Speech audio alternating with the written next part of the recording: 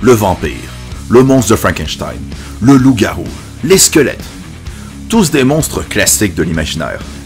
Des monstres qui ont bien mal vieilli avec le temps. Y'a qu'à voir ce qui est devenu le vampire de nos jours.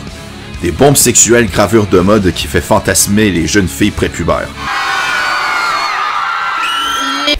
Tu vas te calmer, oui?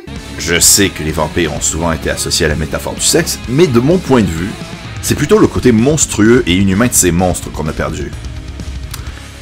Il serait temps de redonner leur lettre de noblesse. Bref, bienvenue dans Pop Fiction, l'émission qui parle de ce qui nous fait vibrer à tous, à savoir la culture pop.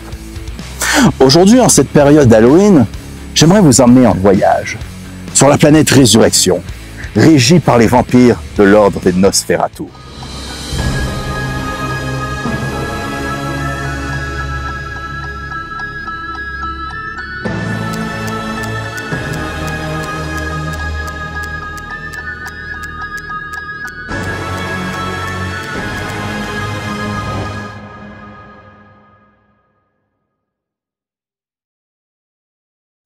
Nous sommes en 1944.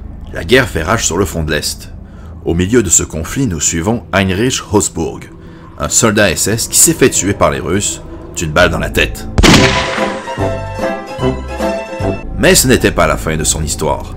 Heinrich se réveille en enfer, lieu qui prend ici l'apparence d'une planète nommée Résurrection. Il fait la rencontre d'Otto von Todt, ancien SS tout comme lui.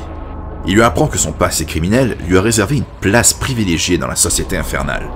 Car ici, le mal que vous avez commis sur Terre définira votre seconde vie. Heinrich deviendra alors Requiem, chevalier vampire de l'ordre des résurrectionnistes, tout en prenant part à la guerre constante qui fait rage ici-bas. Mais Heinrich a un tout autre objectif. Retrouver sa bien-aimée Rebecca, qu'il a perdue lors de son ancienne vie. Cette BD est née par la collaboration de Pat Mills et Olivier Ledroit, un Américain et un Français. Il nous délivre une BD complètement anticonventionnelle à l'histoire simple. Et si j'en parle, c'est principalement pour son univers. Dans la fiction, on a souvent représenté l'enfer que par le prisme d'une vision judéo-chrétienne. Un paysage de damnation éternelle recouvert de flammes où la souffrance est maître. Comment peut-on marquer les gens avec un concept vu et revu? Mills et Ledroit ont donc conçu Résurrection, un enfer où le mal est maître et tout est contre le progrès. Un monde d'ultra-violence où même le Doomslayer dirait « Ouais, bof, je suis pas chaud. » Décortiquons ensemble ce monde dépravé. Créer un univers de A à Z demande beaucoup de travail de conception. Vous devez imaginer l'esthétique, la langue, la politique, les mœurs, etc. Tout d'abord, abordons le monde de Résurrection en tant que tel. Tout est inversé par rapport à notre Terre. Ici, on ne vieillit pas, on rajeunit jusqu'à devenir un fœtus, puis disparaître. L'océan et la Terre ont échangé leur place, et les lieux sont nommés par des noms référentiels de la culture occulte, mythologique, et d'autres noms associés aux ténèbres. On souhaite aux gens de faire des cauchemars, on boit de l'opium, tout ce qui est moralement bien et mal vu. Tout le monde se déteste et n'hésite pas à se poignarder dans le dos pour monter en hiérarchie. Sur Résurrection, le progrès n'existe pas. On est pour la décadence. Et tiens, puisqu'on y est, ce qui m'a fasciné dans le travail de ces deux gros tarés, c'est leur conception de la hiérarchie de l'enfer tout en insérant des figures historiques réputées pour le mal qu'ils ont commis. Heinrich est un chevalier vampire. En enfer, si vous vous réincarnez dans cette caste, c'est parce que vous avez fait le mal sur Terre en toute connaissance de cause. Les vampires sont, sur Résurrection, les forces de l'ordre qui permettent de maintenir le pouvoir monarchique en place. Et surtout... à faire la guerre!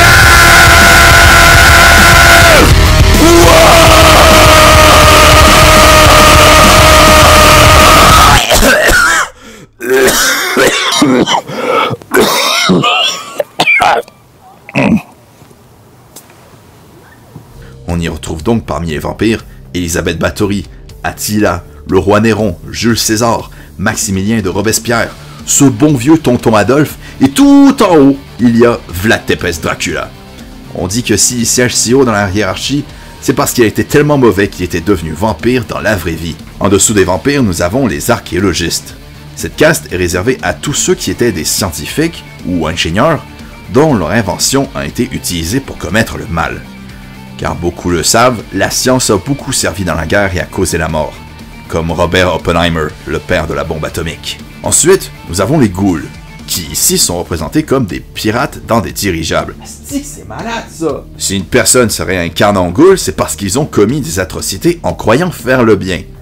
Ah, c'est clair que je sais où ira Tante Lydia en enfer. Ah, je te le dis. Puis nous avons les loups-garous, qui sont la réincarnation des religieux fanatiques.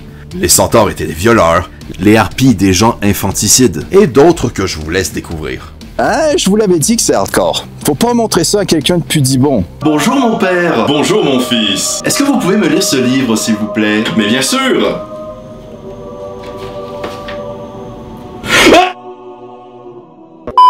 Le monde de Résurrection a aussi une esthétique trash néo-gothique fantastique.